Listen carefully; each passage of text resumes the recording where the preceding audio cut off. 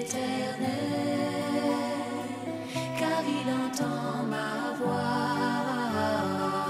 Il a penché vers moi son oreille, et je le chanterai toute ma vie.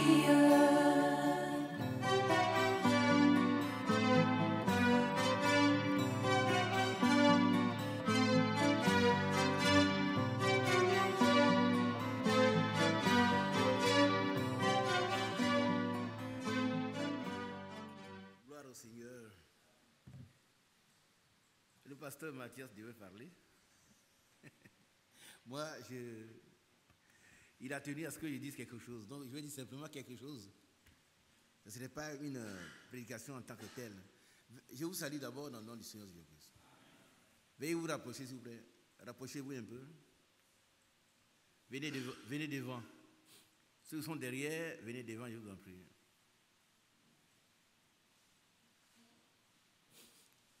Occupez les bancs qui sont devant.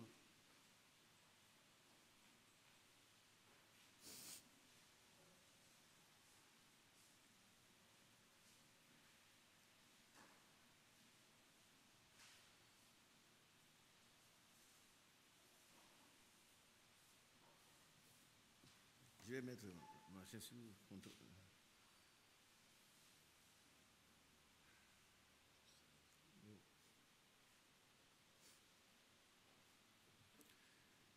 Nous sommes presque à la fin de l'année, n'est-ce pas? Si Dieu nous fait grâce, si Dieu nous fait grâce, oui. L'apôtre Jacques nous dit, ne dites jamais, demain j'irai à tel endroit, je ferai ceci, je ferai cela. Mais dites toujours, si Dieu permet, s'il m'accorde la vie, alors je le ferai. Nous dépendons entièrement de Dieu. Entièrement. Hein? Il n'y a que l'insensé qui croit que sa poitrine suffit. Mais nous devons nous coucher sur la poitrine du Seigneur. El Shaddai. Alléluia. Sa poitrine, sa puissance, c'est tout dans sa poitrine. C'est là que se trouve la vie.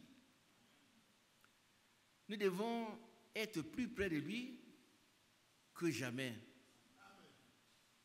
Si Dieu nous accorde la vie, comme je disais, nous verrons la nouvelle année, si c'est possible. Mais entre aujourd'hui et le 1er janvier 2018, beaucoup de choses vont se passer. Beaucoup de choses vont se passer. Maintenant, on voit que notre Seigneur, qui est le Dieu de grâce, il est même le Dieu de toute grâce. Si telle est sa volonté, nous accorderons encore la vie. Et il fera sa volonté parfaite. Si ce n'était pas le cas, dans tous les cas, nous lui appartenons. Et il fera comme l'anneau. Il a dit à ses envoyés, si quelqu'un vous demandait, qu'allez-vous faire de cet anneau, dites-lui que le Seigneur en a besoin. Et quand le Seigneur en a besoin, personne n'a rien à dire. Amen. Mais nous croyons que le Seigneur veut encore travailler avec nous. Vous voyez les prophéties s'accomplir sous nos yeux. Amen. Il est écrit dans la Bible, Jérusalem sera à Jérusalem. Amen. Vous comprenez? Et elle sera une pierre pesante. Celui qui tombera sur Jérusalem sera écrasé. Celui sur qui ça tombera aussi sera écrasé. Bon, nous prenons les Écritures. Hein. Nous devons nous attacher aux Saintes Écritures parce qu'elles s'accomplissent sous nos yeux. Nous les voyons. Si vous voyez que la capitale d'Israël devient Jérusalem, sachant que le Seigneur, il est tout proche. Ce que Dieu a donné à Israël, lui appartiendra. Et c'est pour ça qu'un chrétien ne peut pas être maudit. Ça, je crois à 100% cela. On peut vous jeter des imprécations, mais soyez tranquille. Si vous êtes un chrétien, vous êtes béni. Celui qui est béni, il est béni. Mais Balaam a essayé. Balaam était un vrai prophète de Dieu. Mais seulement, il avait un esprit mercenaire. Il connaissait bien la volonté de Dieu, mais il a voulu encore voici, Dieu ne pourrait pas lui accorder une faveur spéciale pour avoir un peu d'argent. Et quand il a demandé à prier d'abord, Seigneur, moi je vais... Il a dit aux envoyés des baraques qu'il ne peut pas permis de maudire Israël. Ils lui ont fourni donné beaucoup de cadeaux. Il a dit, bon, quand il a eu les cadeaux, il dit, attendez, je vais demander encore à Dieu. Mais quand Dieu a parlé, vous allez demander quoi? Ce que Dieu a dit est dit. Il faut obéir simplement. On ne demande rien d'autre. Et Dieu lui a dit, va. Et quand il partait, comme quand on est sous la grâce de Dieu, c'est vraiment merveilleux. N'eût été la grâce de Dieu, il serait tué par l'ange éternel. Vous connaissez bien l'histoire de Balaam. Il l'a battu autant qu'il pouvait son ânesse, mais l'ânesse a parlé. Vous savez, ceux qui ne veulent pas écouter les hommes parler, ils vont écouter l'ânesse parler. Il y a des animaux qui ne vont pas le parler. Elle lui a dit, mais il y a si longtemps que tu montes sur mon dos, mais c'est la première fois que je refuse de marcher. Mais regarde, et il regarde, il voit l'ange éternel avec l'épée nue qui lui a dit, mais ton animal t'a sauvé. Hein? Et pourtant Dieu lui a dit quoi? Va. Mais c'est parce qu'il a insisté, il a reçu la volonté accordée de Dieu. Acceptons la volonté parfaite de Dieu. C'est la meilleure des choses. Et quand il est parti, Dieu lui a dit que tu ne diras que ce que moi il te dirai. Il n'a fait que bénir Israël. C'était un prophète de Dieu. Il a érigé aussi 7 hôtels comme Israël. Tout ça, mais son esprit était autre chose. Bien aimé, je disais que l'année est en train de finir. Que notre adoration soit vraie et sincère. Je ne comprendrais pas pourquoi nous venions ici. Nous viendrons ici pour offrir des sacrifices insensés. Pourquoi? Ici, il fait très chaud. Vous avez à Cocody des églises climatisées, vraiment des très belles églises. Mais l'église, ce n'est pas les murs. Le temple, c'est nous-mêmes. Chacun doit être une habitation de Dieu en esprit. Il doit être le temple du Dieu vivant. Dieu doit agir en lui et avec lui. Amen. C'est très important. J'ai parlé par rapport à la fin de l'année. Je voudrais dire que si Dieu nous accorde sa grâce, nous devons avoir un nouveau commencement. Puisque les processus s'accomplissent sous nos yeux, il est normal, il est exact que nous aussi, nous puissions marcher en nouveauté de vie. C'est important. C'est très important. Vous savez qu'il n'y a rien de plus extraordinaire, plus merveilleux, que d'être vivant pendant l'enlèvement. En tout cas, moi, j'aimerais être enlevé et puis avoir mes 18 ans. C'est sûr, hein? Je ne dis pas ça parce que je suis ici, mais je le crois. Je l'ai expérimenté et je crois qu'un jour, je dirais comme cette jeune femme qui est venue embrasser le frère Branham, elle lui a dit, mon précieux frère. Le frère a demandé, mais à quel moment je t'ai croisé, sœur? Il dit, mais quand tu m'apportais le message, j'avais 90 ans. Une femme de 90 ans qui avait l'apparence d'une jeune fille de 17 ans. Amen. Et il a demandé, tous ce sont des Branham? La voix lui a dit non. Ça veut dire que nous ne sommes pas des branhamistes. Détrompez-vous ceux qui croient que ni branhamistes, ni franquistes, ni rien. Nous sommes des chrétiens. Mais chrétien, c'est un mot très fort. Ce n'est pas un religieux, ce n'est pas quelqu'un qui va dans une église. Mais c'est quelqu'un qui est devenu comme Christ. C'est quelqu'un qui a l'esprit de Christ. C'est quelqu'un qui se comporte comme Christ. C'est quelqu'un qui parle comme Christ parle. Si vous arrivez de sortir des mauvaises paroles contre un frère, contre n'importe qui, sachez que vous avez dérapé. Ne cherche pas des justifications. Malheureusement, c'est ce qui s'arrive. Oh frère, je ne voulais pas dire ça. Il est plus facile de dire, frère, pardonne-moi, je me suis trompé. Prie pour moi. Mais aussi longtemps que vous allez commencer à vous justifier, le diable, qui est un tourmenteur, il va entrer en jeu, il va vous donner des alibis. Vous savez qu'il y a une différence entre un alibi et puis un motif. On a des alibis pour justifier. Non, c'est vrai. C'est vrai, tu as raison, tu n'as rien fait de mal. Et tu vois que tu as insulté le frère quand même. Tu l'as déçu. Ce que tu dois faire, c'est de te repentir. Nous devons marcher en nouveauté de vie. Alléluia. Je crois qu'il doit y avoir actuellement 3 ou 4 jeudis, hein, mercredi. C'est combien? Je ne vais pas compter. Hein. Mais il ne reste pas une dizaine de mercredis. Hein. Est-ce qu'il y en aurait une dizaine? Je ne crois pas. Hein. Combien? 2 ou 3. Non. Donc c'est un mercredi spécial aujourd'hui. Nous devons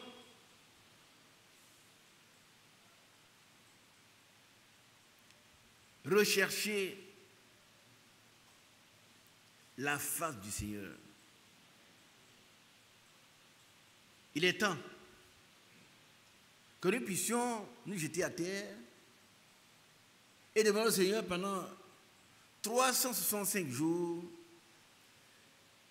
j'ai commis des erreurs, j'ai commis des fautes, j'ai commis des péchés, bien qu'un chrétien ne pêche pas. Qui sait cela? Un chrétien ne pêche pas. Ah oui, oui. Un chrétien peut avoir des faiblesses. Par contre, le péché, c'est l'incrédulité. Or, le chrétien croit. Donc, il y a une contradiction entre un chrétien et puis le péché. Et c'est pour cela que, au temps marqué, Christ est mort pour nous. Mais les impies, les gens qui ne croient pas, ils ne croiront jamais parce que la foi que nous avons nous a été donnée. Une fois pour toutes. Et elle est liée à la prédestination. Vous ne pouvez pas avoir la foi, on ne peut pas acheter la foi. Vous allez côtoyer des gens qui ont la foi, vous ne voulez pas la foi. Si cela ne vous a pas été donné, vous êtes là parce qu'un jour, dans sa préscience, Dieu lui-même vous a connu. Et il vous a prédestiné à être semblable à l'image de son Fils. Alléluia. C'est-à-dire, le chrétien doit devenir comme Jésus. Il doit devenir un autre Jésus. Si notre vie ne ressemble pas à celle de Jésus, je voudrais dire, si notre marche ressemble de moins en moins à la marche de Jésus, il y a un problème. Est-ce qu'on me fait comprendre? Je ne parle pas bien, moi. Hein? Faites un effort pour me comprendre. Je voudrais dire que si notre vie, là, elle devient de moins en moins semblable à celle de Jésus, nous avons un problème. N'ayons pas honte de dire, Seigneur, en tout cas, ça ne va pas. Ça ne va pas. Je tombe toujours dans les petites choses. Il est temps que tu me réveilles. Il est temps que tu me restaures. Par contre, la parole que nous avons reçue, c'est une parole de restauration.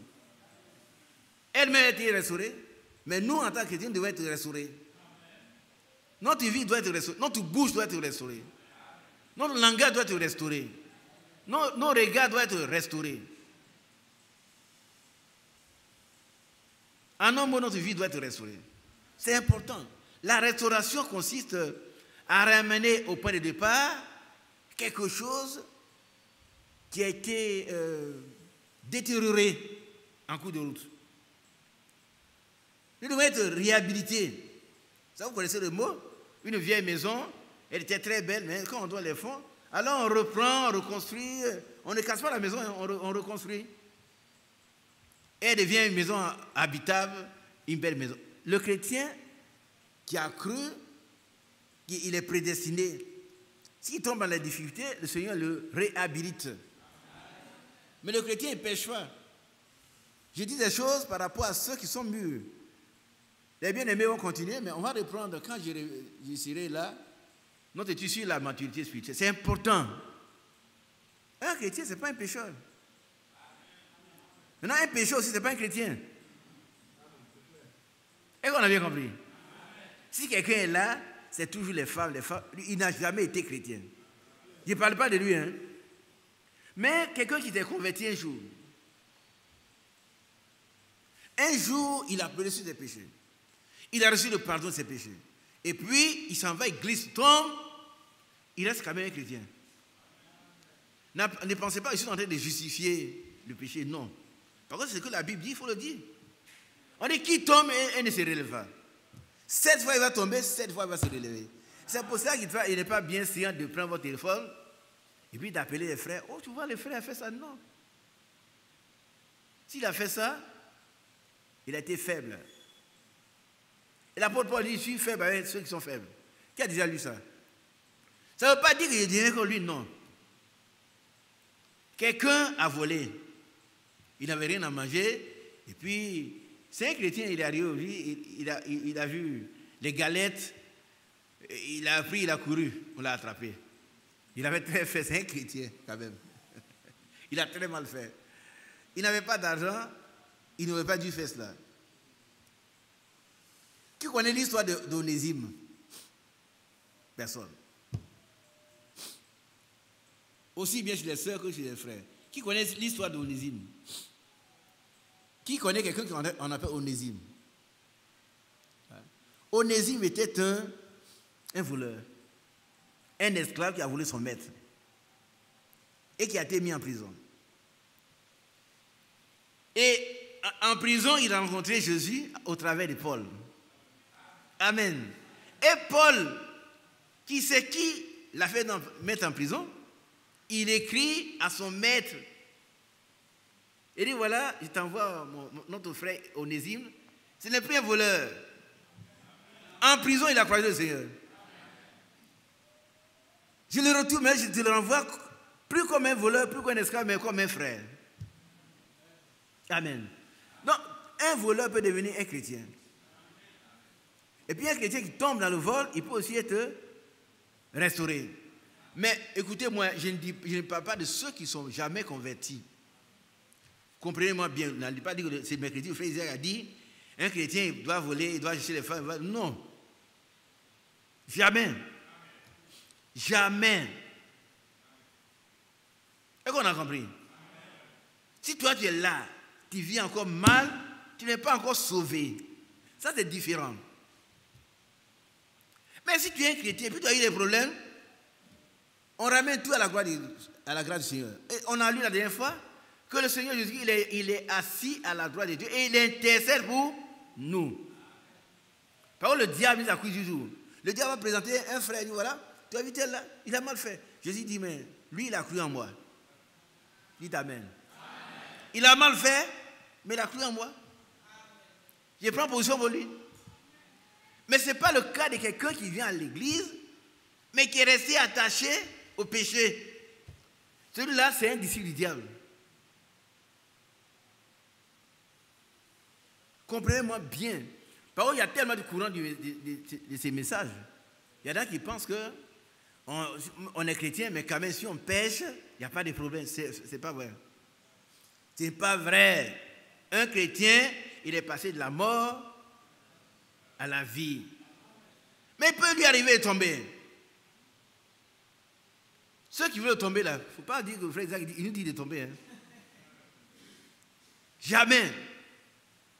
Mais si quelqu'un, le diable a placé des pots de bananes sous tes pieds, te tomber, relève-toi. Et puis toi qui l'as vu tomber là, ferme ta bouche, prie avec lui. Et puis gagne-le. Encourage-le à revenir. Voilà ce qu'on doit faire. Donc, comprenez-moi bien, un païen, c'est un païen. Il n'est jamais converti. Il peut être assis ici pendant des années, il ne devient jamais chrétien. Mais un chrétien, il est né de nouveau. Quelqu'un m'a posé la question, frère, est-ce que si on est baptisé Saint-Esprit, on peut pécher? Je vous pose la question. Non, non, je ne veux pas que tout le monde parle avant. On m'a posé la question ici une fois. Frère Isaac, si quelqu'un baptise Saint-Esprit, est-ce qu'il peut pécher? Je voudrais que celui qui répond lève le doigt et puis parle seul. Et les sœurs, vous êtes autorisés, hein? Je ne vois aucun doigt ici.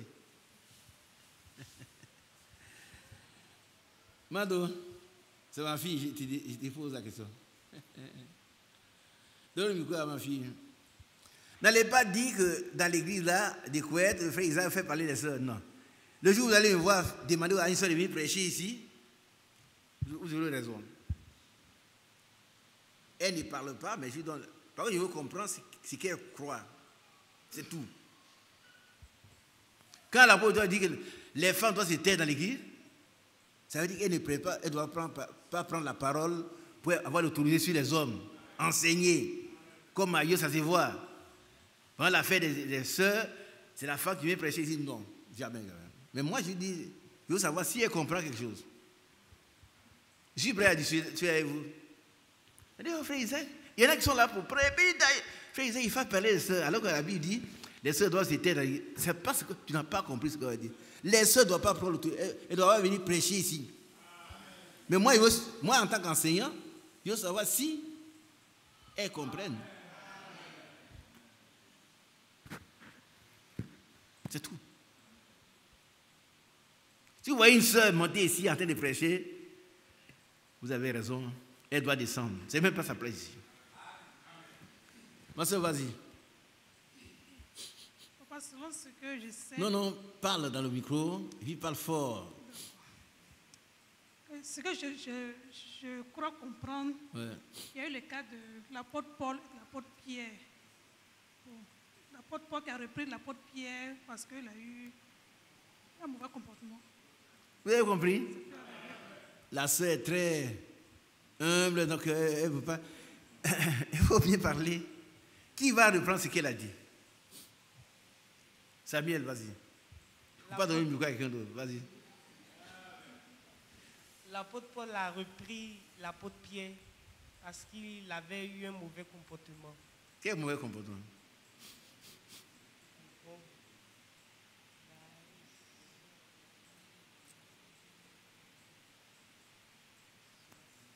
Prophète.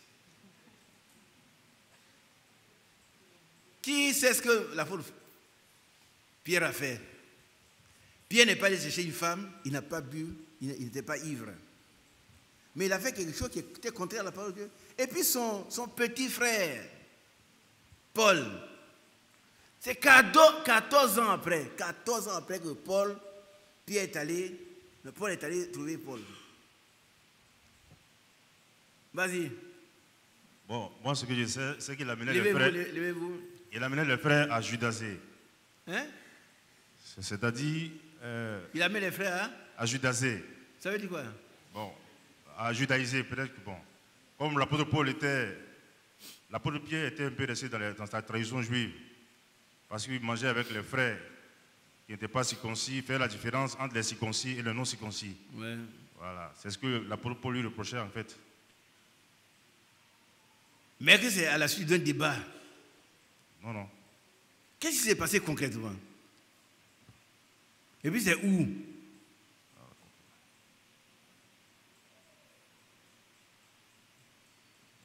Vous devez lire la Bible, étudier la parole de Dieu, apprendre, étudier.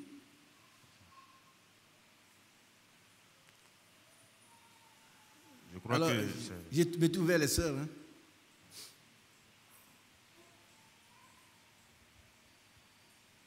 Non, quand même, vous exagérez. Hein?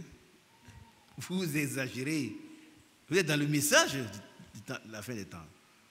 Donc, ça, celui qui est à côté de moi. Non, non, non. Celui qui est là. Je crois bien qu'il mangeait avec les païens et quand les frères venaient, ils se mettaient. Mais c'est où? C'était à Galate. Hein? Dans le livre de Galates. C'est vrai? Et qu'est-ce qui s'est passé? Pierre l'a repris. Paul l'a repris. Parce que c'est Pierre qui mangeait. Puis... Faites asseoir nos sœurs. C'est elle qui a des problèmes. Cherchez les références pour voir si c'est à Galate ou c'est à Antioche. Hein. C'est où? C'est à Galate. Vas-y.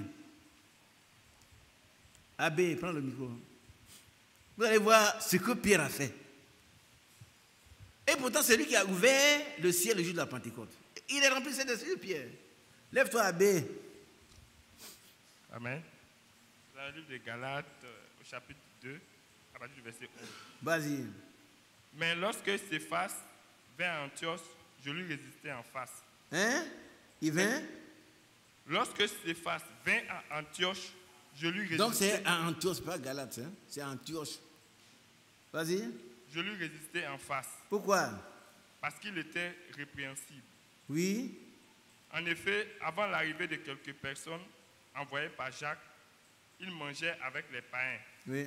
Et quand elle fut venue, il s'esquiva et se tint à l'écart par crainte des circoncis. Oui. Avec lui, les autres juifs usaient aussi de dissimulation, en sorte que Barnabas même fut entraîné par leur hypocrisie. Voilà. Voyant qu'il ne marchait pas droit selon la vérité de l'évangile, je dis à Céphas, en présence de tous, si toi, qui es juif, tu vis à la manière des païens et non à la manière des juifs, pourquoi forces-tu les païens à judaïser? Voilà. Dieu te bénisse. Est-ce que vous avez compris? Pierre n'est pas allé chercher les femmes, hein, mais déjà le comportement, le fait de user d'hypocrisie. Avant que les frères ne viennent de Jérusalem, Pierre mangeait avec ceux d'Antioche, les païens. Mais quand les frères sont, ceux de Jérusalem sont venus, les circoncis là, quand on fait le repas, on dit, ah, j'arrive, ils ne mangent pas. Et puis les autres ont suivi. Donc l'hypocrisie, c'est un gros péché également. Et le jeune Paul a repris Pierre. Pierre remplit cet esprit pourtant. C'est pourquoi la Bible dit, n'entristez pas le Saint-Esprit. On peut l'attrister par le péché. Et à ce moment, il se tient pour l'instant. Nous devons le tenir Saint-Esprit éveillé. Amen. Que Dieu vous bénisse.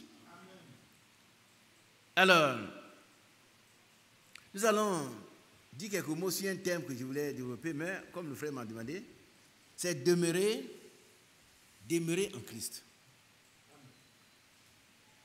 Je souhaite que, après la croissance spirituelle, je parle de cela. Nous devons demeurer en Christ. C'est si nous voulons être bénis, nous devons demeurer en Christ. Qui n'a pas compris? Que cela résonne dans vos têtes, comme c'est chez vous. Alors, je vous donne un aperçu déjà. Mais je vais faire un travail avec vous. Je suis enseignant professionnel. Je vais faire un travail avec vous, un travail de décortique. On va décortiquer le texte. Vous allez voir le mot-clé. Il y a un mot-clé. Vous voyez le mot-clé, ça veut dire que vous voyez l'idée principale du texte. Nous prenons par exemple Jean chapitre 15.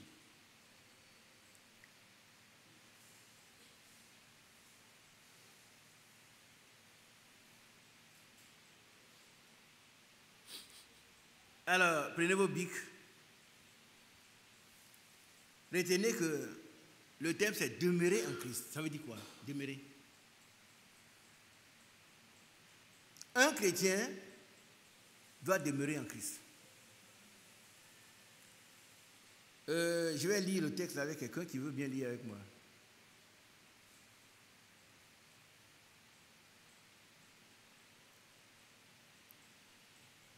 Qui veut lire avec moi?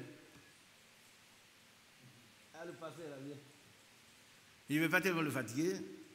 Nous prenons le verset 15 et puis ensemble, au fur et à mesure, vous devez de souligner le mot demeurer. Moi, je l'ai fait chez moi déjà. Allons-y, mon frère. Je suis le vrai sceptre et mon père est le vigneron. Tout sarment qui est en moi et qui ne portent pas de fruits, il le retranche, et tout sarment qui porte du fruit, il les monte afin qu'il porte encore plus de fruits. Déjà, vous êtes purs à cause de la parole que je vous ai annoncée. Le texte. Demeurez en moi et je demeurerai en vous. Alléluia. Il y a combien de fois ce mot? 2 fois déjà.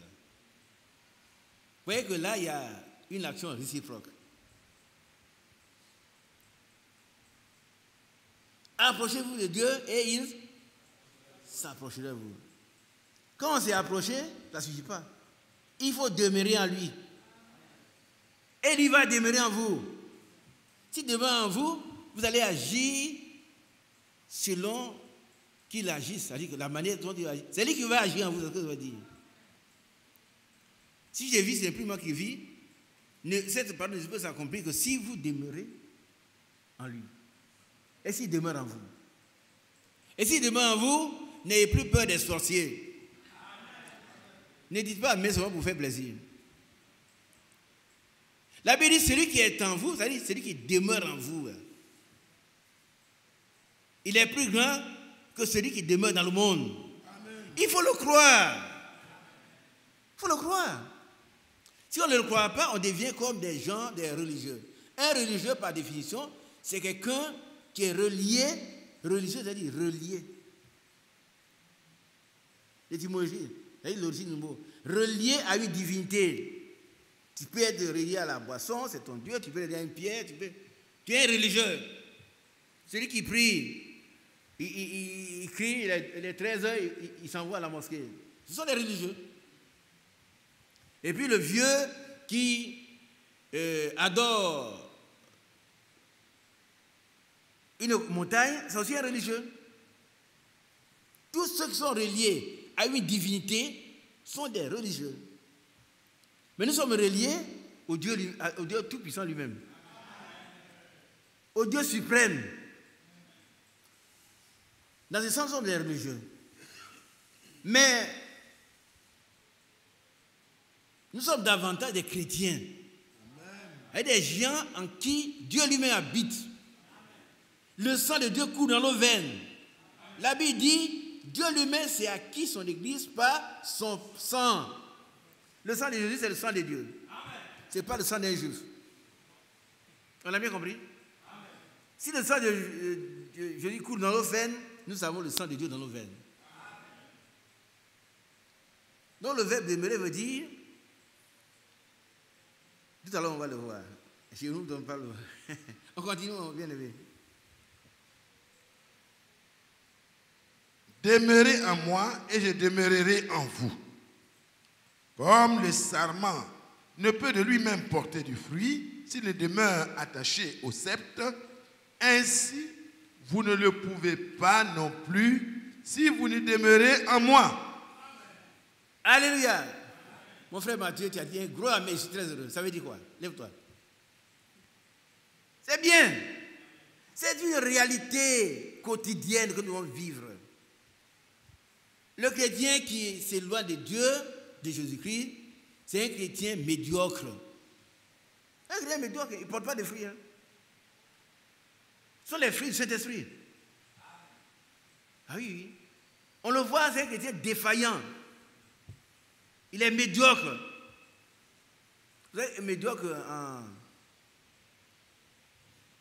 en psychologie, ça veut dire que médiocre, il n'est même pas bien. Il n'y a pas de bien, il n'est même pas assez bien, il est médiocre.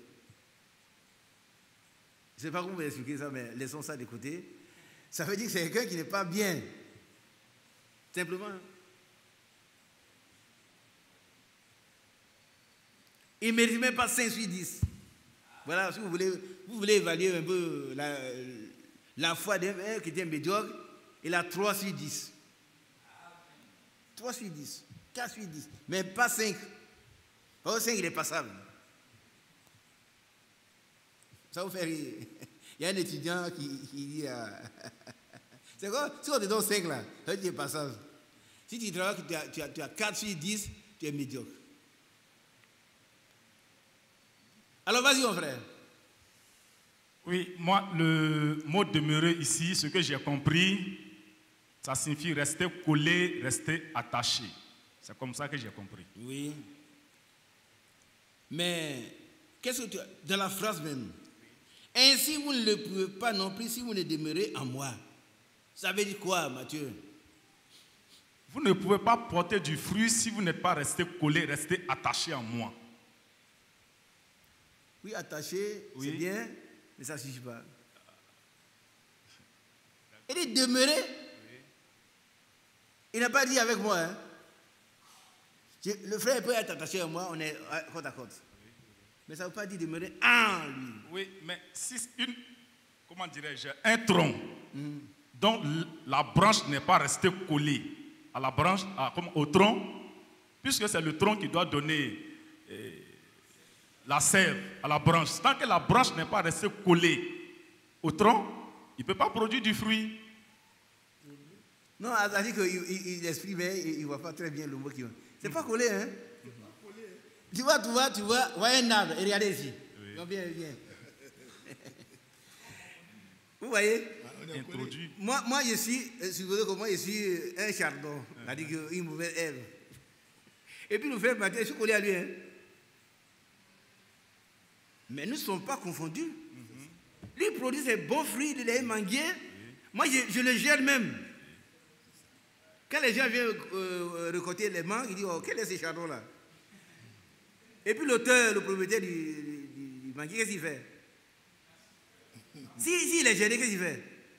Il prend son coupe, qu'est-ce qu'il fait? Je ne sais pas. Quand on prend le coupe, on fait quoi? Non, vous en prenez là. Quand on prend le coupe, on fait quoi? On coupe. Et quand il me coupe, le fer n'est pas touché. Il n'est même pas touché. Mais ici, là,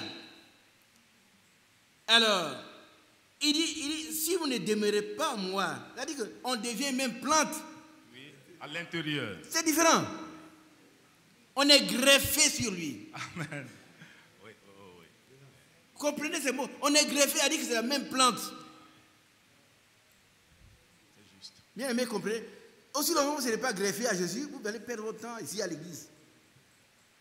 Vous allez avoir encore votre vieille personnalité, vous, votre moi.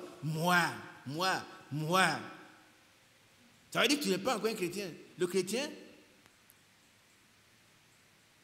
il est devenu une même plante. Prenons Romains chapitre 6, vous allez voir ça. Romains chapitre 6.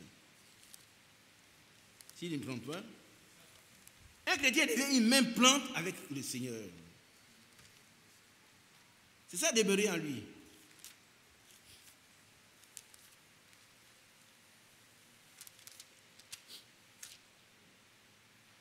Je ne vois pas où il se trouve ce passage. Hein? Verset 5. Allons-y. En effet, si nous sommes devenus une même plante avec lui, par la conformité à sa mort, nous le serons aussi par la conformité à sa résurrection. Nous sommes devenus là une même plante. Amen. Est-ce que vous comprenez un peu ça? Qui comprend? Tout à l'heure, là, si le frère et moi sommes devenus la même plante, quand on va me toucher, il va pleurer. Mais si on n'est pas la même plante, lui va dire, oh, c'est Isaac, il est comme ça, hein? Détachez-le de moi. Libérez-moi. Mais si on est dans la même plante, il va pleurer, il dit, non, ne faites pas. Ah, c'est pour faire, c'est moi-même. Si vous ne comprenez pas, vous n'avez pas compris. Hein? Le chrétien n'est pas à côté du Christ. Il est en Christ. Et Christ est en lui. Il y a une même plante. Prenez Romains chapitre 11. 11.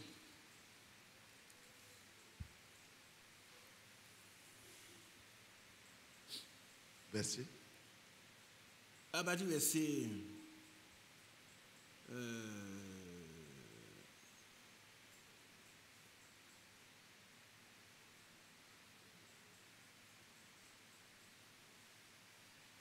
cherche.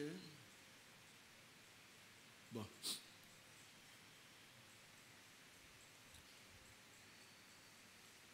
Bon, à partir du verset 18. 18, voilà. Tu peux prendre 17? Ouais. 17.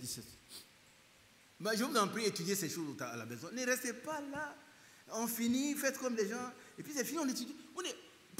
Lisez le message du frère Branham. Écoutez. Il étudie. Lui, le prophète. Nous, on est là, on n'étudie pas la parole de Dieu. On n'a pas le temps. N'ayez pas le temps pour manger, hein, mais ayez le temps pour étudier la parole, pour jeûner, pour prier. Priez beaucoup. Étudiez beaucoup la parole de Dieu. Pour ne pas être des enfants flottants à tout vent de doctrine et emportés par le dernier vent qui arrive. Et on a compris. Allons-y, frère. Mais si quelques-unes des branches ont été retranchées, et si toi qui étais un olivier sauvage, tu as été greffé à leur place et rendu participant de la racine nourricière de l'olivier, ne te glorifie pas aux dépens de ces branches.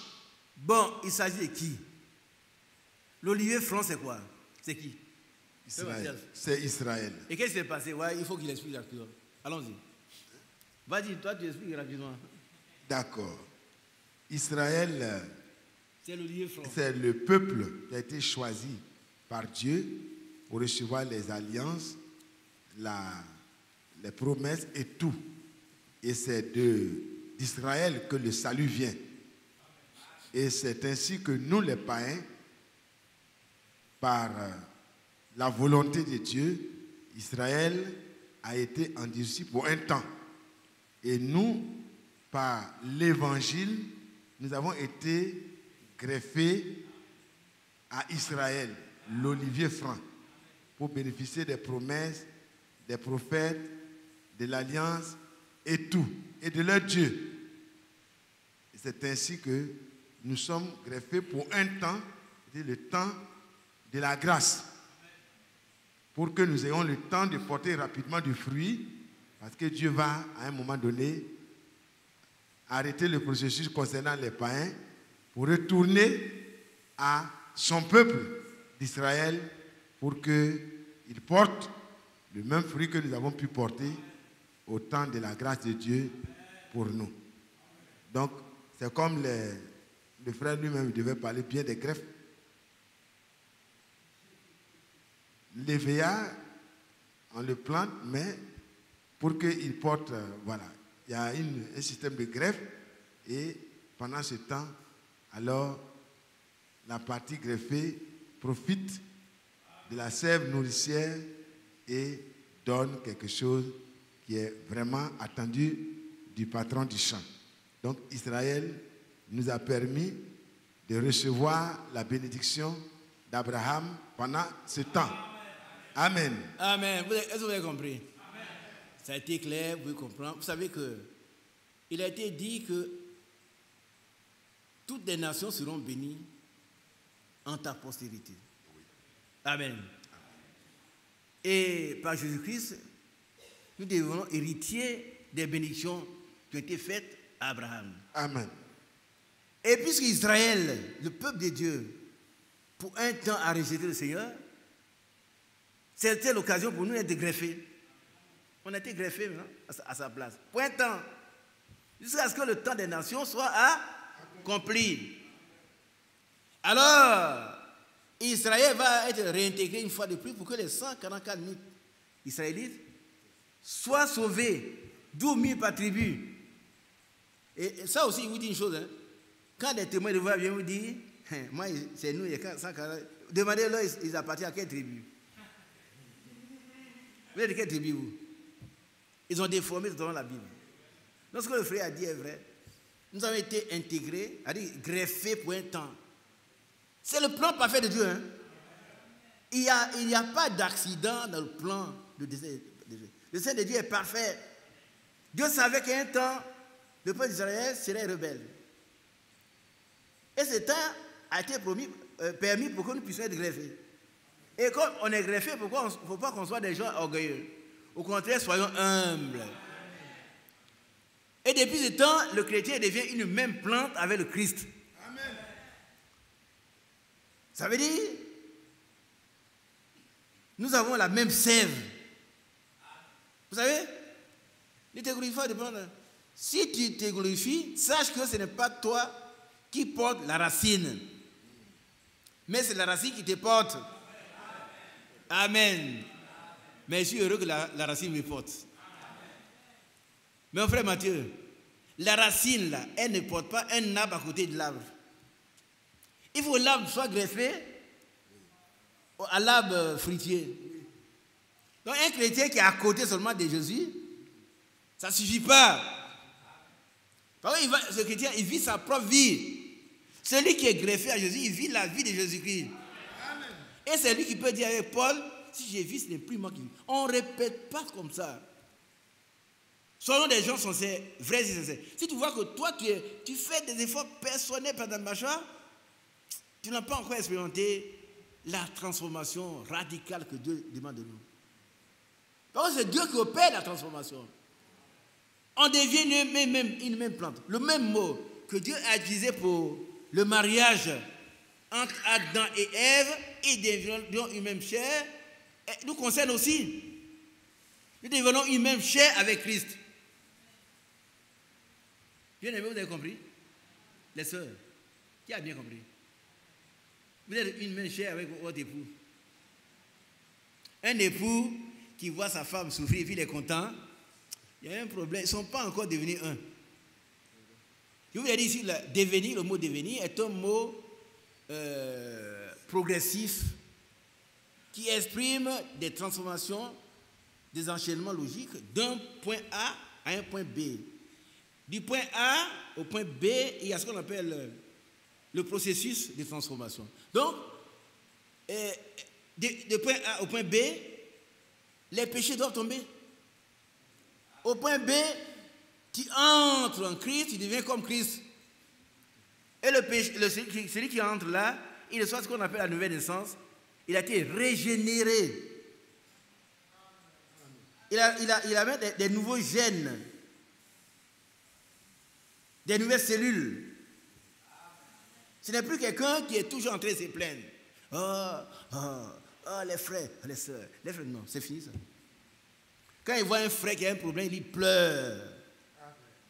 Quelquefois, les frères qui ont des problèmes, ils sont inconscients. Lui, il pleure, il dit frère, viens, on va pleurer. Non, frère, ça, c'est pas grave. Hein? C'est pas grave. C'est pas grave. Ah, la sœur est venue me dire, mais je lui ai montré ce que je suis. Que Dieu me pardonne. Que Dieu me pardonne. Et puis il est content que Dieu me pardonne. Mais Dieu ne te pardonne pas, tu n'es pas encore sauvé. Tu n'es même pas un chrétien.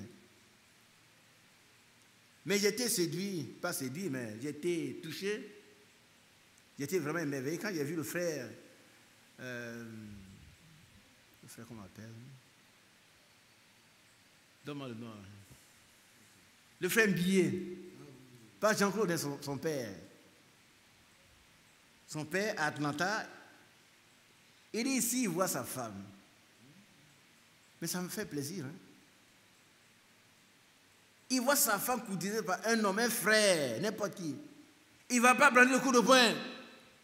Il va prier et il se met à côté et prie pour eux.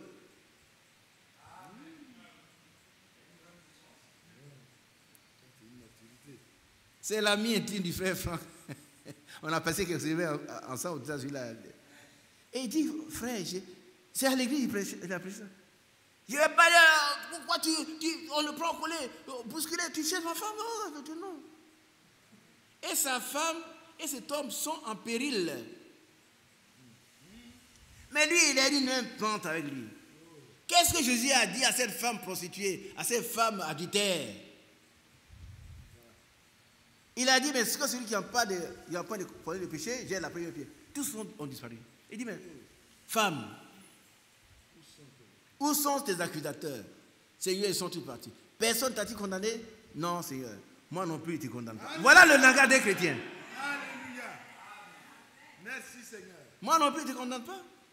Mais va et ne pêche point. C'est-à-dire, deviens une chrétienne. Si quelqu'un est à côté de Jésus, il n'est pas encore là, il faut être en Jésus. Et que Jésus soit en nous. Amen. Donc la grâce nous a été faite d'être greffés à l'olivier franc. C'est Israël. Amen. Et par ricochet à Jésus-Christ, notre Seigneur. Non, ce n'est pas un problème d'être à côté de Jésus, non, il faut être en Christ. Le Seigneur, il est clair, il dit c'est que si celui qui demeure en moi, à l'intérieur, introduit quelque chose à l'intérieur, pas à côté. Et qu'on a bien compris. Si bien que ma soeur, tu peux encore avoir ton comportement, frère, moi je suis trop fait, je suis comme ça. Mais il est temps que tu cherches à devenir comme Christ. Amen. Et il a dit, je ne mettrai jamais dehors. C'est pas clair, frère. Jamais. Tu es faible, là, tu pleures. Seigneur, viens à mon secours. Tu vois, tous les mercredis, pendant une année, on est parti. Bientôt, si tu permets, c'est 2018. Mais tu vois ta servante. Elle est toujours en train de se plaindre. Elle est insoumise. Et ceci. Toi, mon frère, tu vois, ton serviteur, il n'aime pas son épouse. Il ne paye même pas ses dîmes. Il y en a qui pensent que ça, c'est rien. C'est beaucoup de choses. Hein. Parce que votre prospérité dépend de ce que vous êtes, de votre fidélité à Dieu. Il dit, mettez-moi à l'épreuve, verrez. Et toi, tu es là. Quand tu regardes ton argent, tu as 1 million, on dit, 1 million, si je donne 100 000 francs, il me reste 900 000, je vais payer. Quand j'aurai 200 000 francs, je vais donner 2 000 francs. Non, 20 000 francs. Celui qui n'est pas fidèle, termine la phrase. Dans les petites choses. Et vous connaissez, qui connaît ces passages bibliques? Brou, toi, ton frère. Lève-toi. Alors, quel est ce passage biblique?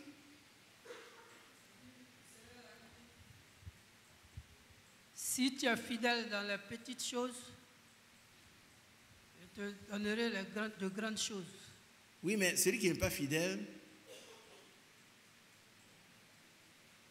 ben, celui qui n'est pas fidèle dans les petites choses n'aura pas de grandes choses. Non, il ne sera pas fidèle dans les grandes choses. Ouais, celui qui n'est pas fidèle dans les petites choses ne sera pas fidèle dans de grandes choses. Est-ce que tu comprends? Oui. Aujourd'hui, on dit, je vais prier pour les mains, ils seront guéris. Mais qui va te confier ça? Lève la tête. Qui va te confier le fait de prier pour les mains, ils seront guéris? Qui va te confier ça? Qui va te confier ça? Alors c'est le départ, le point de départ de tout vrai chrétien. C'est révéler à tous ceux qui sont confirmés par la parole de Dieu. C'est la caractéristique d'un chrétien. Il doit prier, les gens doivent guérir. Mais toi, tu es encore en bas. Ça veut dire qu'il y a un problème. Il y a un problème. Et la maturation doit nous conduire à cet état de maturité où on devient comme Christ. On doit faire les choses plus grandes que lui. Amen. Amen. Amen. Il faut donc demeurer en Christ. Ça veut dire être en lui, entrer en lui. Bien, continuons. Je ne voulais pas parler longtemps, mais voilà. C'est dommage. Allons-y. On est au verset 18. Non. Ne te glorifie pas aux dépens de ces branches. Ouais. Si tu te glorifies, sache que ce n'est pas toi qui portes la racine, mais c'est la racine qui te porte. Tu diras Amen. donc, les branches ont été retranchées afin que moi je sois greffé. Cela est vrai. Elles ont été retranchées pour cause d'incrédulité. Alléluia. Pourquoi Israël a été retranché? Pourquoi aujourd'hui, en dehors des Israélites messianiques, parce qu'il y a des Israélites qui sont messianiques, qui croient comme nous, sont des chrétiens. Mais pourquoi Israël en tant que nation n'y croit pas? Pourquoi? C'est écrit là, frère, c'est pourquoi? Pourquoi en tant que nation il ne croit pas?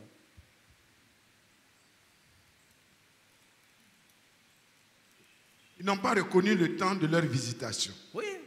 Donc ils ont rejeté, ils ont été incrédules à la parole qui leur a été apportée. Crucifiez-le, crucifiez-le, que son temps tombe sur nous. Crucifiez-le. Relâchez Barabbas, le voleur. On le veut, il nous fait moins de mal que c'est Jésus. Et puis on a relâché le voleur. Barabbas, c'est toi et moi. Il est mort à notre place. Amen. Il n'est plus question d'être à côté de Jésus. Il y a tellement d'églises qui sont à côté de Jésus. Est-ce que vous comprenez un peu? Moi, ma douleur, c'est quand nous sommes genoux, à la veille de Noël, comme on dit, dans la radio, partout, on chante des cantiques. Il est né, le roi. C'est fini. La franc-maçonnerie a tout enlevé. Ah oui, oui. Il ne peut pas dire non Jésus. Hein. Il est né, le roi du monde, le Christ. Et puis les chrétiens, c'est fini. Hein. Qui entend ça maintenant? Le mois de décembre, c'est consacré, même si on sait que Jésus n'est pas né en décembre, mais au moins, ça réveille les chrétiens. Au 25 décembre, les gens, vous allez voir, dans les magasins, ils vont prendre des pistolets. On achète des pistolets pour les enfants. On forme des tueurs. Vous allez voir les gens, ils prennent beaucoup d'alcool. Ce qui pousse dans leur panier est rempli d'alcool. Bon vin. Pour Noël. Noël, c'est quoi? Noël, c'est quoi? Le vrai Noël, c'est Dieu qui a visité le monde. Il a voulu racheter son peuple. Et Noël, c'est important pour les chrétiens. C'est pas rien. Quand le grand Dieu du ciel n'a pas regardé comme une proie a été arrachée avec son père, il est venu, il s'est dépouillé lui-même. Il est venu prendre notre place. C'est un événement sans précédent dans l'histoire de l'humanité entière. En Noël, il y a deux choses à faire. On doit être heureux et puis en même temps pleurer de joie. Parce que quelqu'un a pris ta place, aujourd'hui tu n'es plus redevable à Dieu parce que la rançon a été doublement payée.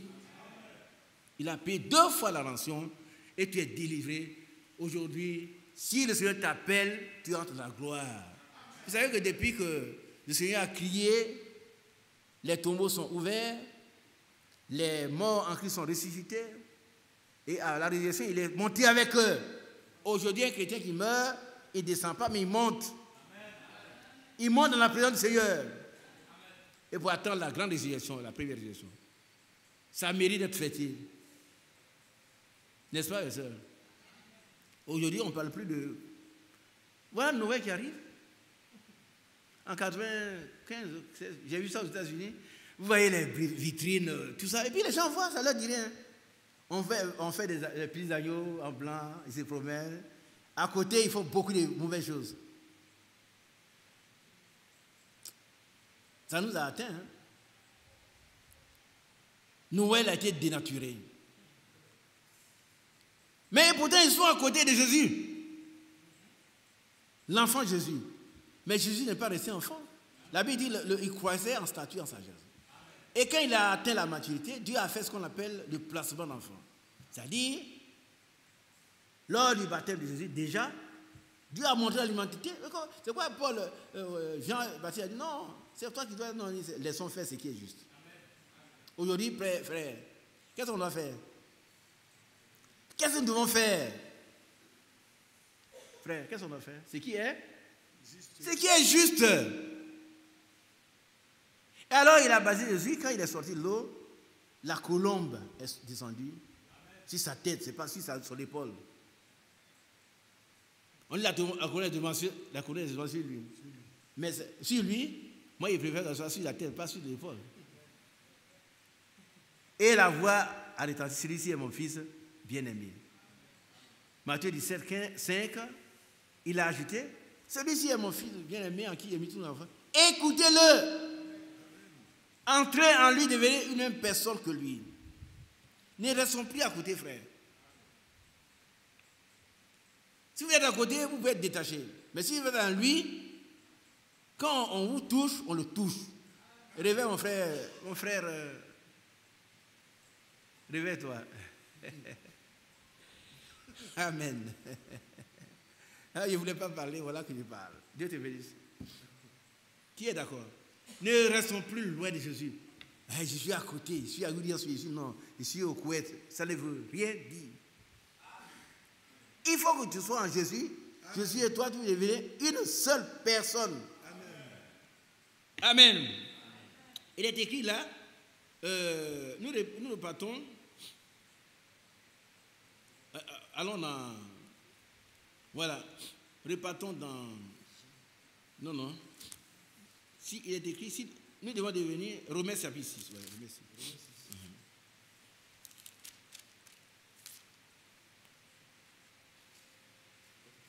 Romains 6, versets 3, 4, 5. Je ne sais pas si vous prenez, mais 6 aussi. Oui, ignorez-vous que nous tous qui avons été baptisés en Jésus-Christ, c'est en sa mort que nous avons été baptisés. Arrête-toi là, frère. Qui va nous dire, nous tous qui avons été baptisés en Jésus-Christ, ça veut dire quoi? Réveillez-vous. Tougan, Justin, viens ici. Que veut dire, nous tous qui avons été baptisés en Jésus-Christ? Ça veut dire quoi? Retenez au mot.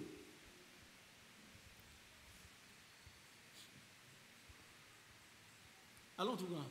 Nous tous qui avons été baptisés en Jésus, moi je le comprends tel que nous sommes déjà en Jésus et nous sommes baptisés en son nom. Mais ça veut dire quoi? C'est ce qui est là, mais je ne donne pas l'explication, tu répètes la chose. Ce qui veut dire que nous sommes déjà en Jésus. Mais qu'est-ce que ça veut dire, frère? Nous sommes en Jésus.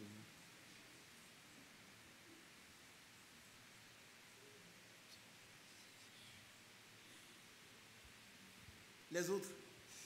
Moi, je suis instituteur. Voilà mon frère, un instituteur aussi. On ne dit pas les grandes choses, mais il faut que ça soit concret pour les enfants. Tu peux t'asseoir, mon frère. Dis-nous, ça veut dire que nous avons été baptisés en Jésus-Christ. Nous qui sommes devenus une même plante avec Jésus. Oui, mais avant, dis-moi, être baptisé en Jésus, ça veut dire quoi? Comment on fait le baptême? Le frère Mathieu insiste toujours ici. Il faut faire la différence entre le baptême, le vrai baptême, le faux baptême. Qu'est-ce qu'on fait?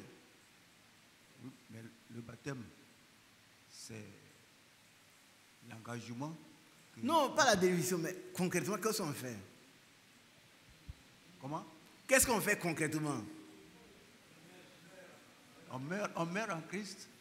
Mais tu peux rester dans le lit et puis mourir en Christ? Comment? Tu peux rester à la maison dans le lit et puis mourir en Christ? Dis-moi, suis-moi en Christ. Donc, c'est-à-dire nous mais qu'est-ce que tu vas faire le baptême? Quand on fait le baptême, qu'est-ce qui se passe? Nous sommes nés en Jésus, avec Jésus, nous mourons avec lui, nous ressuscitons avec lui. Tout ça c'est bien. Oui. Mais concrètement, oui, qui va le faire baptême? Frère Mazal dit pas, quand il dit, bon, ceux qui veulent prendre le baptême, venez ici, ils viennent, ah, vous êtes baptisés, vous êtes OK, puis allez à la maison. Non, on fait quelque chose. Amen. On plonge la personne dans On nous plonge. On nous plonge dans quoi? Et dans l'eau, c'est le symbole de quoi? Le symbole de la mort. De la mort avec Christ, la résurrection avec Christ, et puis de notre vie en Christ. On nous introduit en Christ. Nous avons cru en Christ. Maintenant, pour symboliser notre foi, que nous avons cru, on le montre à l'humanité que nous sommes devenus une même plante avec lui. Dieu t'aime, mon frère. On continue. Nous tous. Ignorez-vous donc que nous tous, qui avons été baptisés en Jésus-Christ, c'est en sa mort que nous avons été baptisés. Nous avons donc été ensevelis avec lui par le baptême en sa mort, afin que comme Christ est ressuscité des morts par la gloire du Père. De même, nous aussi, nous marchions en nouveauté de vie. On dit Amen. Amen. Un chrétien n'est plus un pécheur. Bien-aimés, prenons ces années, ces jours quelques jours nous restent là. Ne laissons plus le diable nous utiliser. Nous marchons en nouveauté là. C'est nouveau. Notre marche est nouvelle. Le chrétien est comparé à Jacob, à Paul, à Pierre, à tous les grands héros de la foi. Quand ils ont fait la rencontre personnelle de Jésus, du Seigneur Jésus-Christ, leur vie personnelle a changé. Amen. Les parents de Jacob qui l'attendaient, quand on le voyait marcher, on dit, mais pas qu'est-ce que tu as? Il marche différemment. Il marche en nouveauté de vie. Un chrétien ne marche plus comme... Et regarde un peu. Regarde. Prenons Philippiens. Je ne sais pas, mais je vais voir.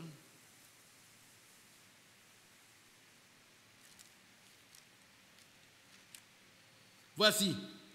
Éphésiens 4, verset 17. Éphésiens 4, verset 17.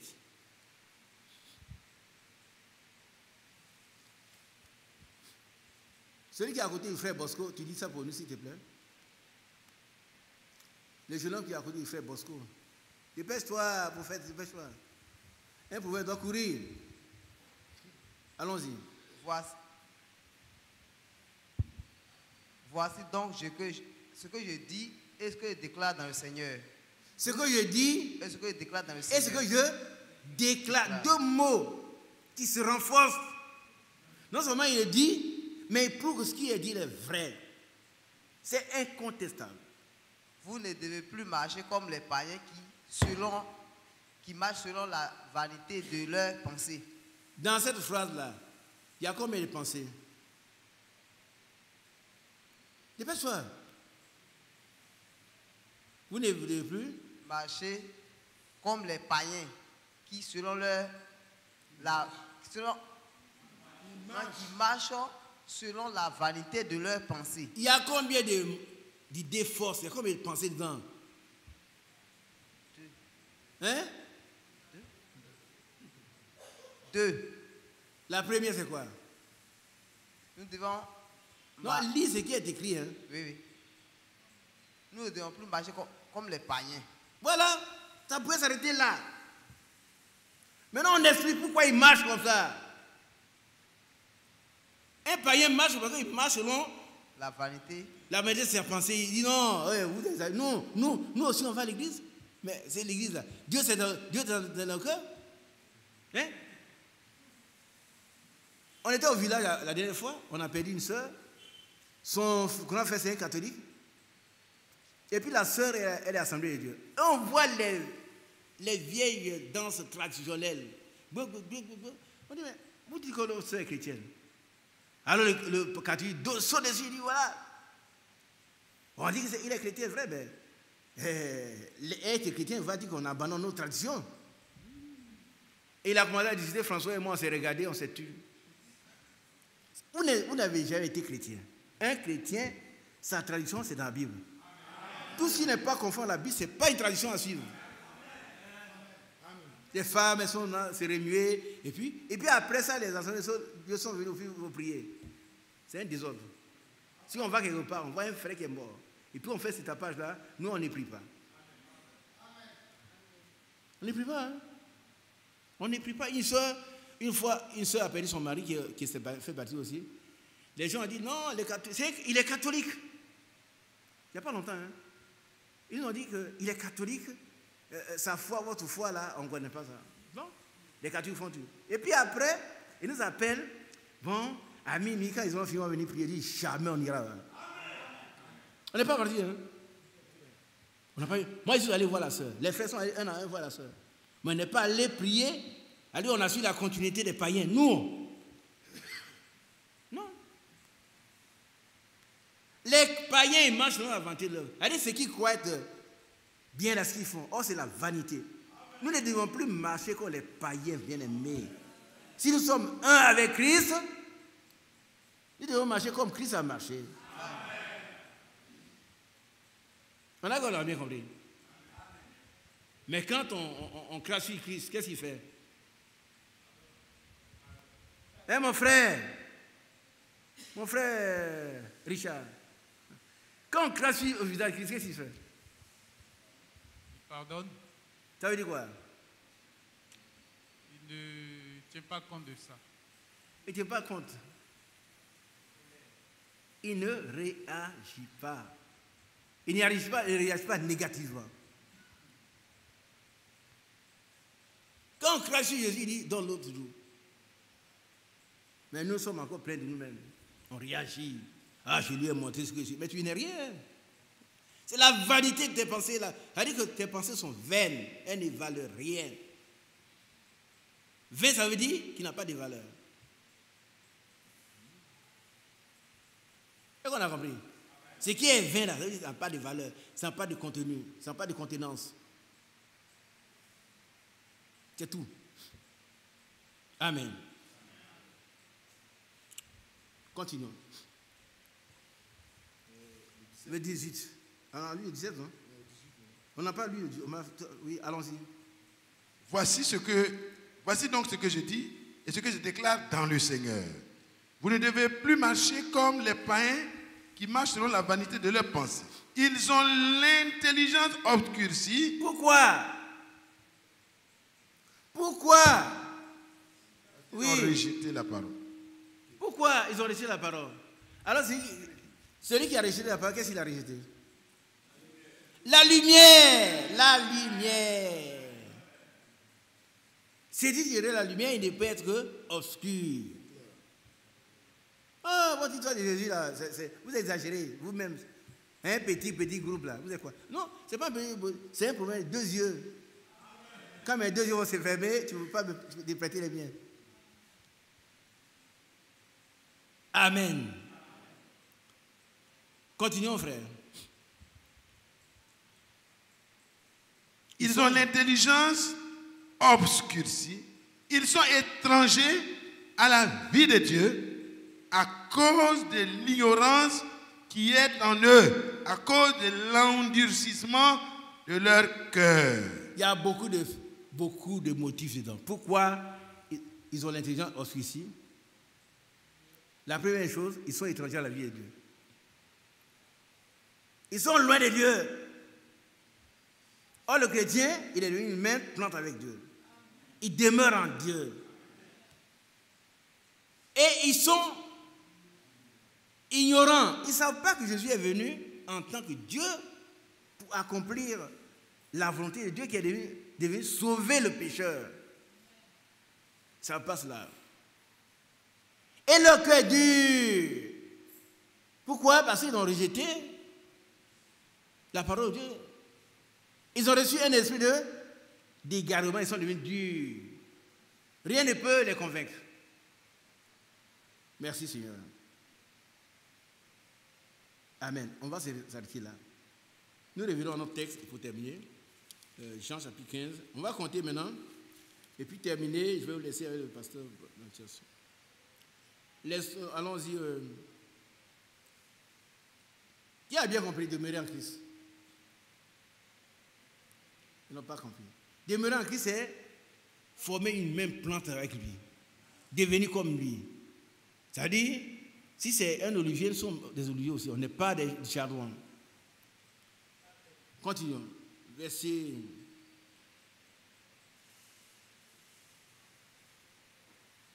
5. Je suis le sceptre. Vous êtes les sarments. Celui qui demeure en moi et en qui je demeure porte beaucoup de fruits. Car sans moi, vous ne pouvez rien faire. C'est vrai, frère. Combien de fois on a essayé de faire quelque chose? On a échoué. Continuons. Si quelqu'un ne demeure pas en moi... Notez et soulignez les demeures. Hein, demeure pas en moi. Si quelqu'un ne demeure pas en moi, il est jeté dehors comme le sarment et il sèche. Puis on le ramasse on le jette au feu et il brûle. Si vous demeurez en moi et que mes paroles demeurent en vous, demandez ce que vous voudrez et cela vous sera accordé. Amen. Si vous portez beaucoup de fruits, qui est d'accord avec ça? Amen. Qui veut recevoir quelque chose de Dieu au sérieux de cette nouvelle année? Moi, mes deux mains sont en l'air. Mais une seule condition. Il n'y a pas deux. Hein. Le fait de venir au coin, de connaître bien la doctrine de ce qu'on appelle le message. Bien connaître le message, tu seras un théoricien, mais il faut demeurer en lui. Que lui demeure en toi. Si cela est fait, demande ce que tu veux. Vous voyez, ça c'est le lien du mariage. Peut-être que vous ne comprenez pas ce que je veux dire. Vous qui êtes mariés. La Bible dit que Dieu a tant aimé le monde. Le salut est une chose, une affaire d'amour. Pas l'amour Eros, mais l'amour agapao, l'amour de Dieu. L'amour est un amour propre. L'amour Eros, c'est l'amour entre un homme et sa femme. L'amour philéo, entre les frères. L'amour agapao, c'est ce que Dieu a éprouvé, et puis il dit, Satan a trompé ma créature, je reviens pour racheter cette créature. Je vais payer au double, frère. Jérusalem, Jérusalem, lève-toi, sois heureuse. Pourquoi? Ton iniquité a été essuyée. Tu as été racheté au double. C'est une affaire d'amour. Et il se prépare lui-même une épouse pure, sans tache, ni rien de semblable. Et l'apôtre Paul dit qu'il a peur pour nous. Il ne veut pas que nous subissions le même sort que Ève. Cette nouvelle année-là, frère bien-aimé, demandons au Seigneur une chose. Seigneur, je veux demeurer en toi. La première chose que je demande là, c'est que tu me remplisses ton Esprit Saint. L'Esprit Saint, c'est l'arbre.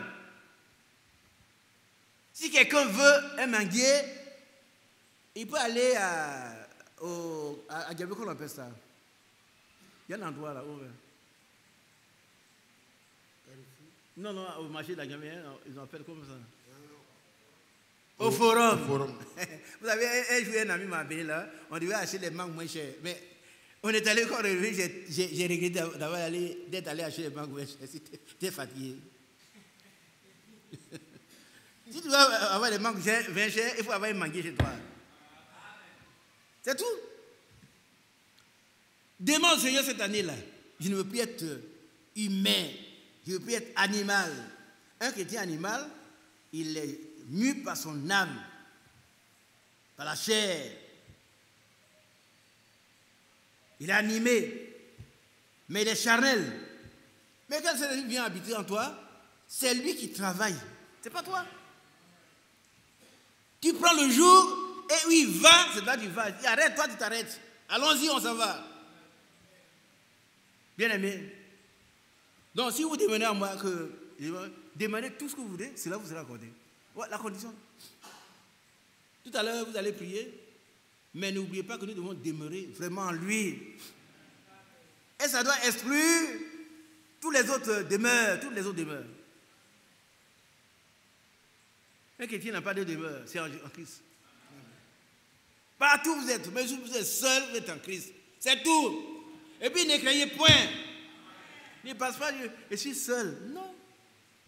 Dans son village, là, le village était éclairé par sans feu.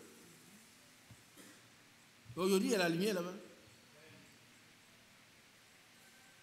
Vous êtes lumière, mais si votre lumière est ténèbre, combien grand seront les ténèbres? Soyons en Christ. On continue. Notez-moi les demeurer, on continue, frère. Si vous portez beaucoup de fruits, c'est ainsi que mon Père sera glorifié et que vous serez mes disciples. Samuel, c'est ainsi que vous serez mes disciples. Comme le Père m'a aimé, je vous ai aussi aimé. Demeurez dans mon amour. Vous voyez, tout à l'heure, je me dis quoi?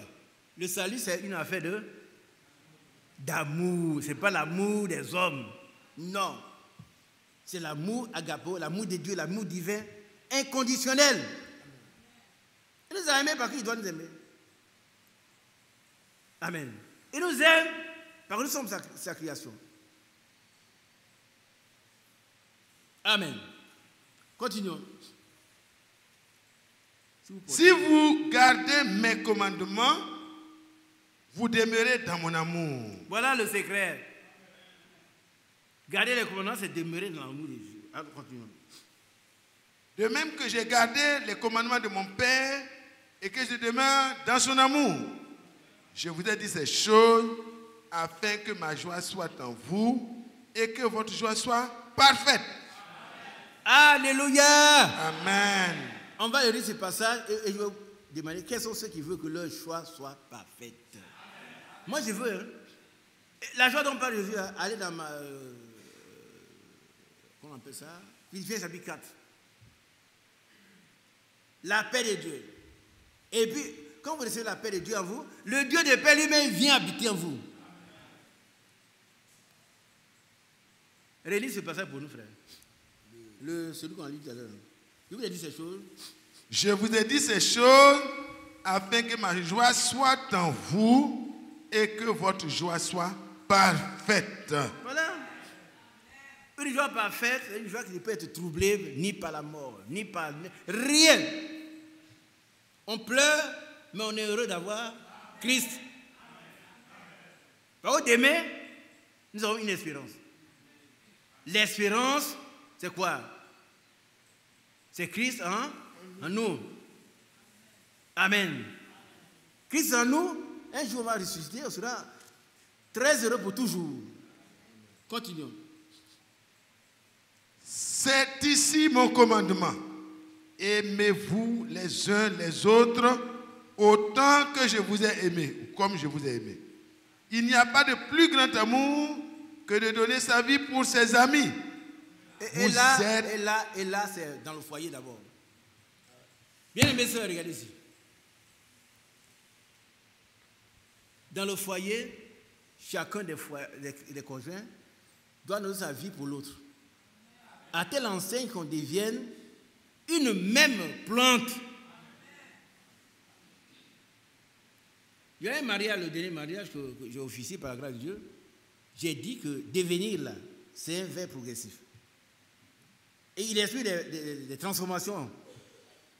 Jusqu'à ce qu'on devienne une même plante, une même chair. Ce n'est pas le même jour quand on se marie, elle dit, ah, lève-toi. Elle se lève. Lève-toi, elle se lève plus. Ah, c'est Isaac. Tu as vu, la soeur? Depuis 3 jours, je lui dis de se lever, elle ne se lève plus. Donc c'est une mauvaise femme? Non. Non. Toi-même, peut-être, Dieu a permis que tu puisses progresser aussi dans la patience. Hein? Dieu va te donner une femme qui t'aime, mais qui est vraiment nonchalante. Tu arrives à 13h, c'est maintenant qu'on met le café au feu. Chérie, oh oui, mais, bon, mais, oh chérie, je me sens fatigué. C'est maintenant que je fais le café. Tu dois dire gloire à Dieu. Mais j'attends ce beau café. Mais alors que non, toi, mais depuis le matin, c'est à 13h, tu mets le café au feu. Tu ne sais pas que je travaille à Makori, tu dois repartir. Vraiment, quand je vais revenir, on va régler ton problème. Ça, je vais revoir mes affaires. J'ai dû me tromper. Vous riez. Frère Mathieu et moi, on a vécu des expériences comme ça. Un frère qui vient, il veut prendre une soeur. Tu es convaincu? Oui, frère. 3 fois, ils sont divorcés. Hein?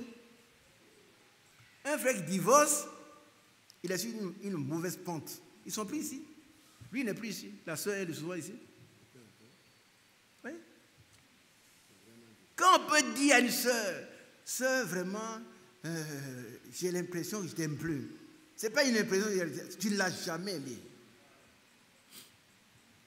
Un frère doit reconnaître les pas de son épouse dans l'obscurité. S'il y a plusieurs personnes qui arrivent, Ce qui arrive, tu entends comment elle marche, tu vas remarquer. Deuxième, troisième, ah, c'est mon épouse. C'est un secret. Vous êtes devenu une même plante. Quand on se regarde là, ma femme me parle. Si elle était là, elle me regarde, et puis elle dit, oh, bon chérie, tu as trop parlé, il faut arrêter comme ça. Et on a un programme là, il faut que le Seigneur t'aide à arrêter. On se comprend déjà. On lit même entre les lignes, quand la femme, Frère Branham dit que si sa femme lui écrit, elle dit, oui chérie, bon, mais merci, que Dieu te bénisse, continue le ministère, mais les enfants veulent te voir, t'entends?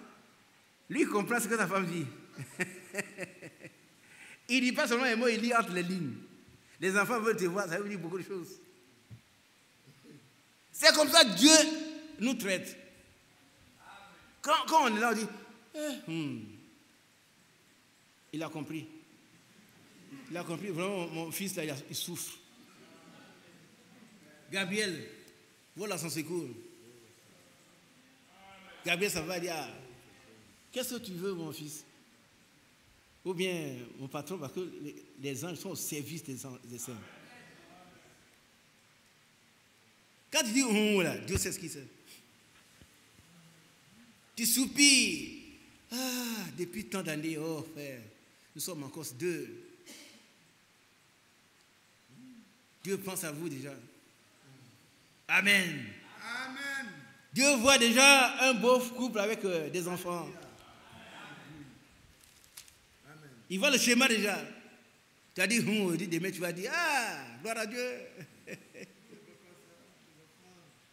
Hein? Et tu as commencé à dire, oh, ne gâte pas tout. Il y a une soeur qui était chez moi et puis elle dit, qu'est-ce qu'elle a dit? Je l'ai reprise. Sa fille, elle touche à tout. Et puis elle touche à mes choses à moi. Moi, il ne dit rien. Elle a dit quelque chose de bizarre. Je dis, sœur, tu es ingrate.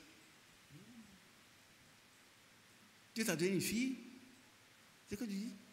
Allez, tu me fatigues. Elle dit, ah bon? Il y a des sœurs dans l'église qui veulent être fatiguées. Elles n'ont pas cette grâce-là.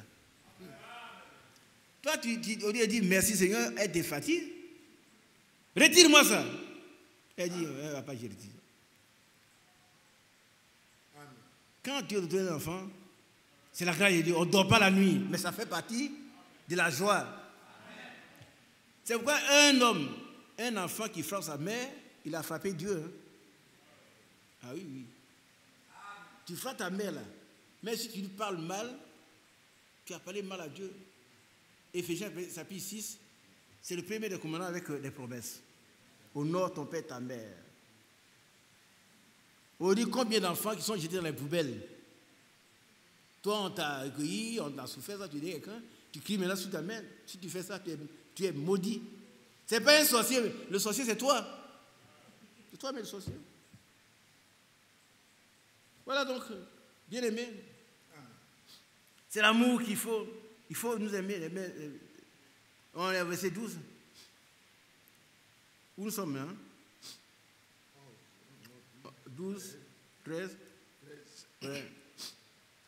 Il n'y a pas de plus grand amour que de donner sa vie pour ses amis. Vous êtes mes amis si vous faites ce que je vous commande.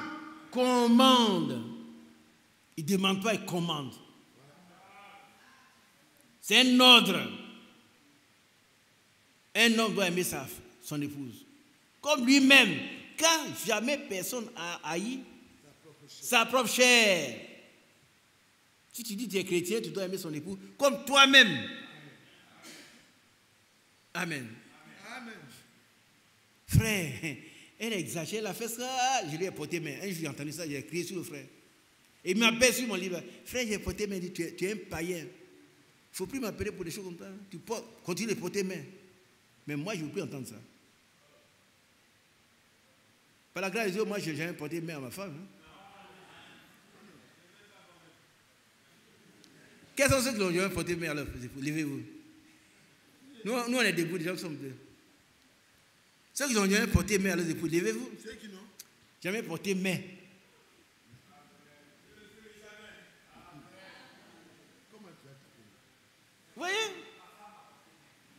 c'est pas un problème.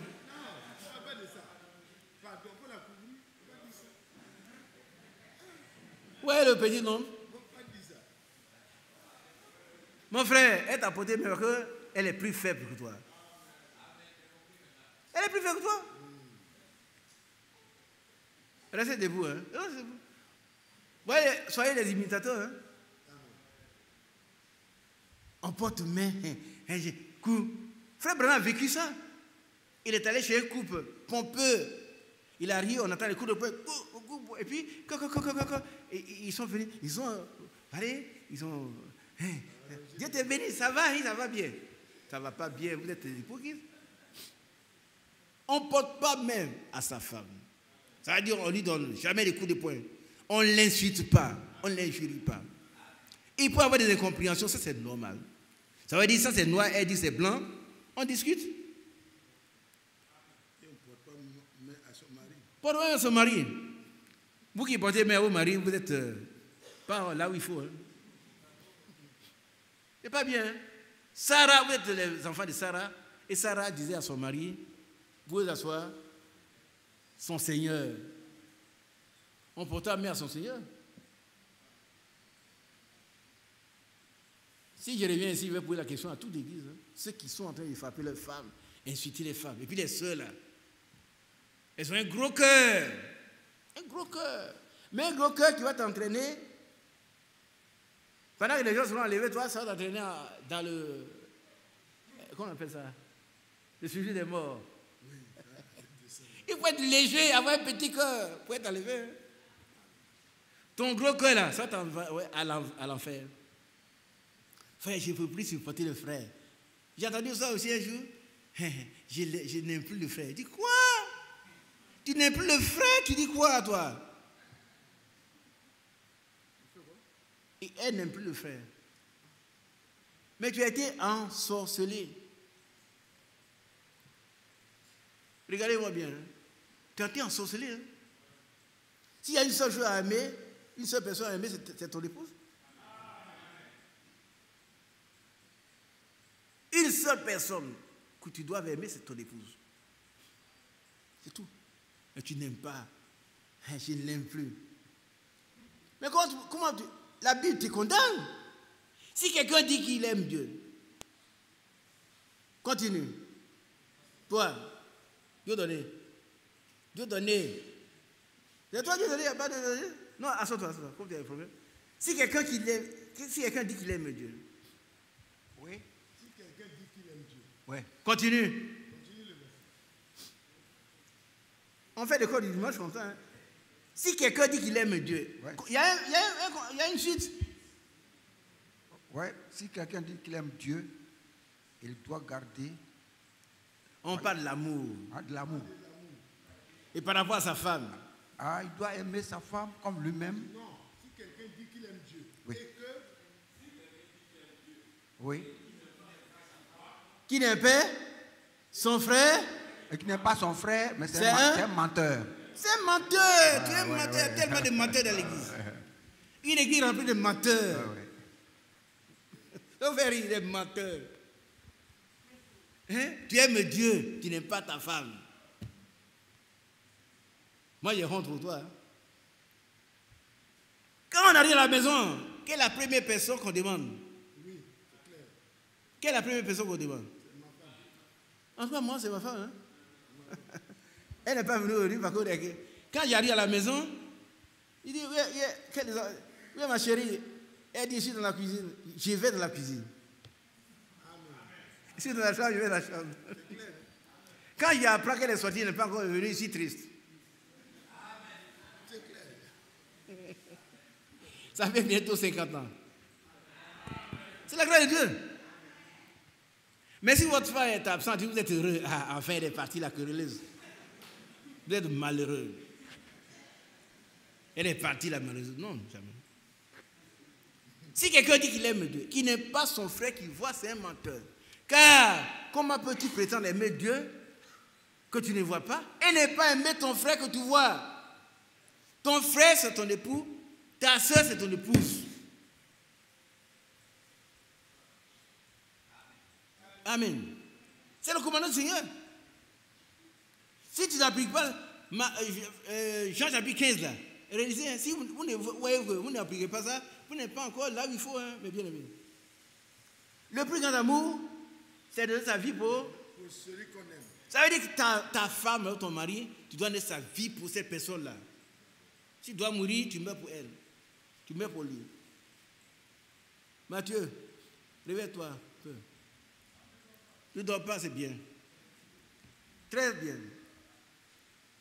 Versets 15 et 16, on arrête.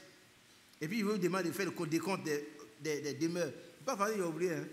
Vous savez me donner combien de fois on dit demeure. Allons-y. Je ne vous appelle plus serviteur parce que le serviteur ne sait pas ce que fait son maître. Voilà. Mais je vous ai appelé ami parce que je vous ai fait connaître tout ce que j'ai appris de mon Père. Amen. Ça, c'est une marque d'amour. Il a montré tout à ses frères. Vous savez que s'il y a la méfiance dans notre foyer, est-ce qu'on peut révéler ses secrets à sa femme? Non. Non. Amen.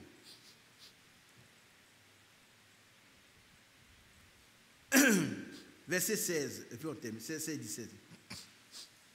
Ce n'est pas vous qui m'avez aimé, qui m'avez choisi, mais moi je vous ai choisi et je vous ai établi afin que vous alliez et que vous portiez du fruit et que votre fruit demeure, afin que ce que vous demanderez au Père en mon nom, il vous le donne. Amen. Ce que je vous commande, c'est de vous aimer les uns les autres. On s'arrête là. Amen. Voilà maintenant, demeurer. Moi, j'ai cherché un peu. J'ai pris au dictionnaire et j'ai cherché. Demeurer, c'est s'établir. Amen. C'est s'installer. Quand on dit la demeure de quelqu'un, c'est là qu'il s'installe. Demeurer en Christ, c'est s'installer en Christ. C'est-à-dire on vient et puis on s'assoit en Jésus-Christ. Demeurer, c'est prendre racine. Tu viens, tu pousses des racines. Amen. Et puis la sève vivifiante qui passe en Christ passe en toi. C'est là que tu peux porter des fruits.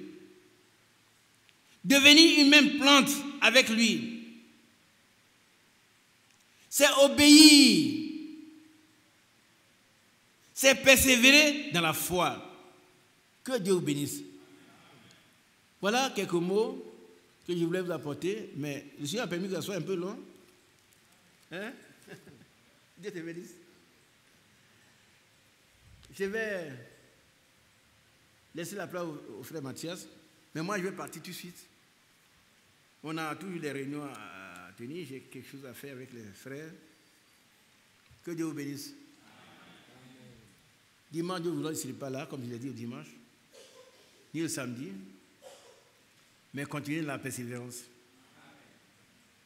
Amen.